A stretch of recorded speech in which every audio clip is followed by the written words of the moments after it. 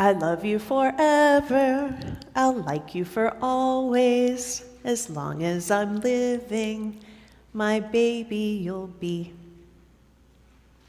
If you're of a certain age, you may have had that song sung to you by a parent when you were a child. Or perhaps you remember singing it to your own kid.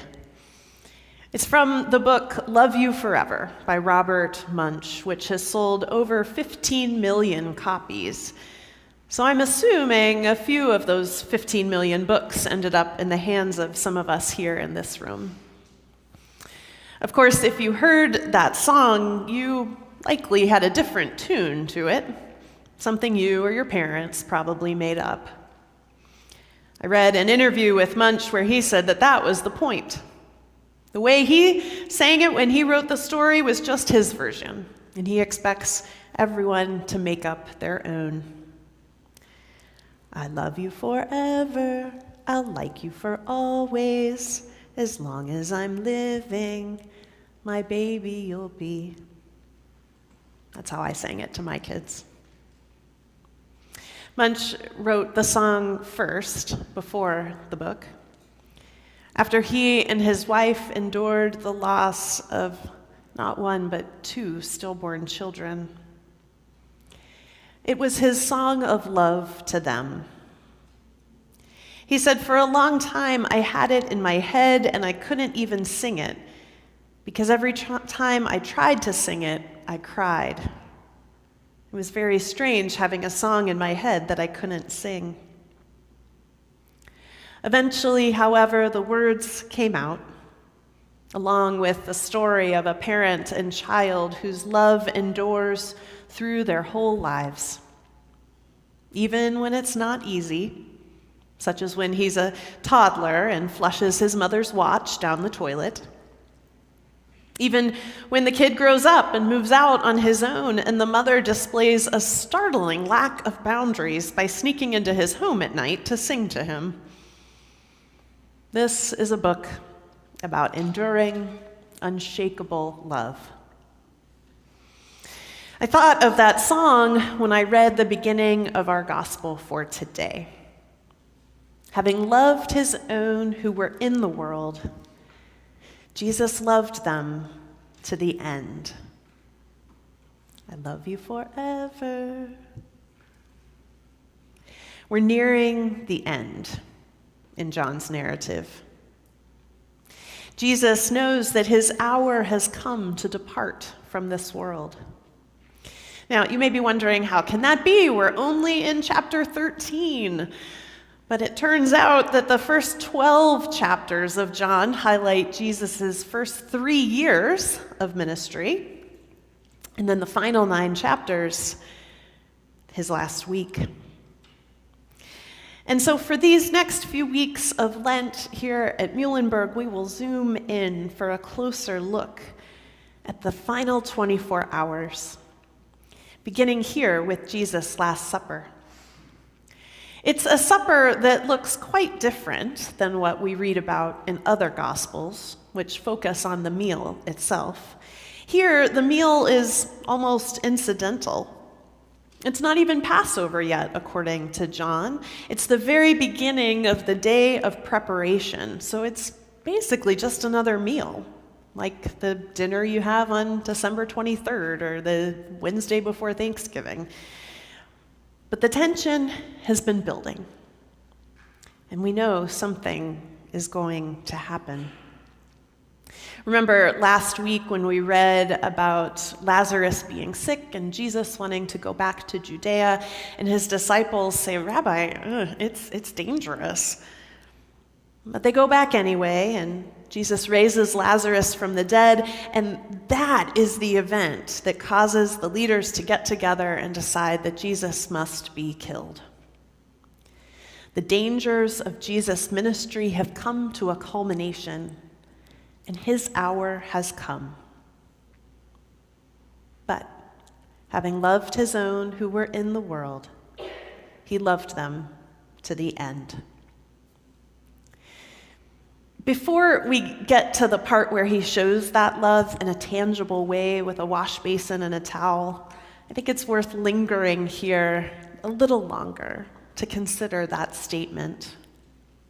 Having loved his own. We may wonder, so who are Jesus' own? We've encountered this idea before as we considered Jesus the gate and Jesus the shepherd, protecting his own in the sheepfold. He knows his own, and he will not lose one of his sheep.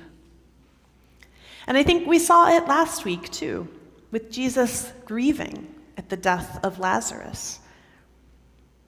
Jesus has come into this world as a human, and he has this deeply human experience of grieving over another person. He loves his own, and his own are people, just as he is a person. In John 3:16, we hear that God loved the world and entered into it not to condemn, but to reconcile and redeem. Love is extended super broadly there to the whole world. But as Dr. Amy Robertson suggests, perhaps the incarnation, Jesus coming into the world, somehow changes or amplifies the nature of that love. God loves the world. Jesus, becoming human, loves what is his, which is all things, yes, but in particular, the people, his people. And he doesn't just love them, he loves them to the end. The word there is in Greek is telos, which can mean both to the end or fully. I think it means both.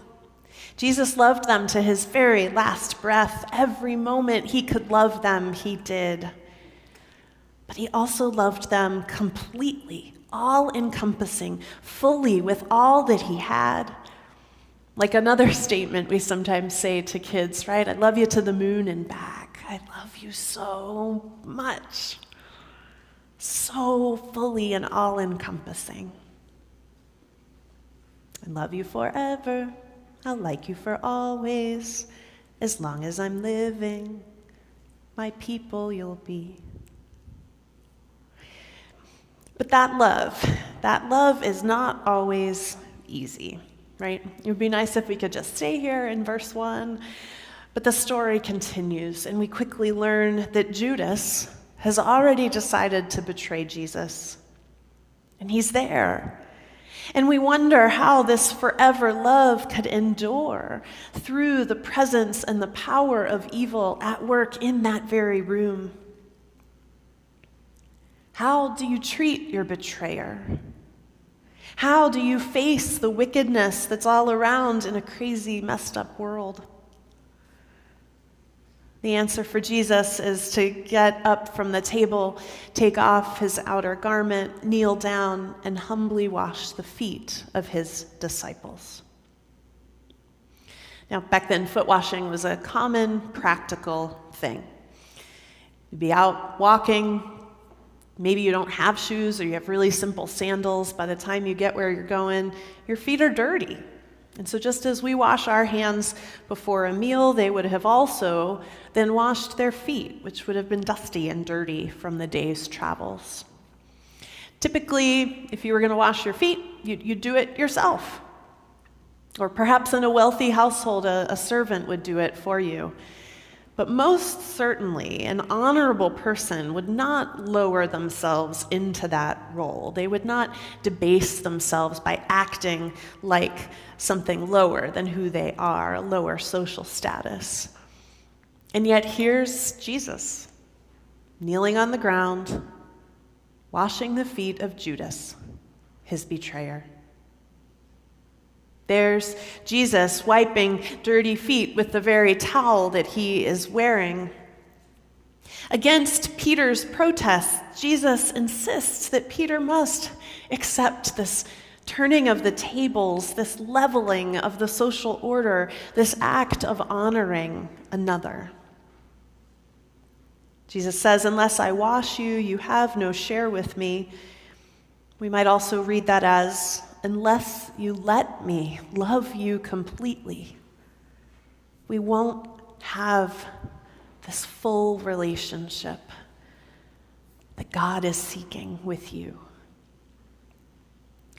A relationship of love, and acts of extraordinary love in the midst of ordinary life are exactly what Jesus' presence in this world are all about.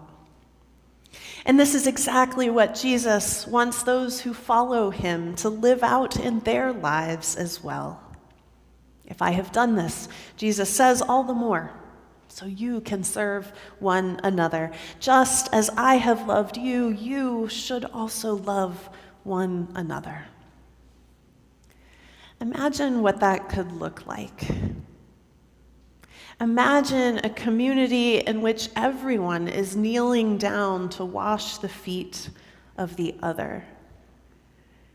Instead of functioning according to social hierarchies which say to those around us, I'm better than you, we would say, I'm going to lift you up. And you're going to do that for your neighbor. And they're going to do that for me. And together we'll have this community of mutual uplifting where we're constantly lifting each other up rather than tearing each other down. That's what love looks like. The image that comes to mind is that of woven fabric, where we're all intertwined.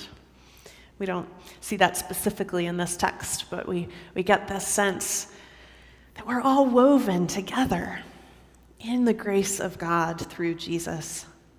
Martin Luther King Jr. said, we are bound together in an inescapable network of mutuality, tied in a single garment of destiny.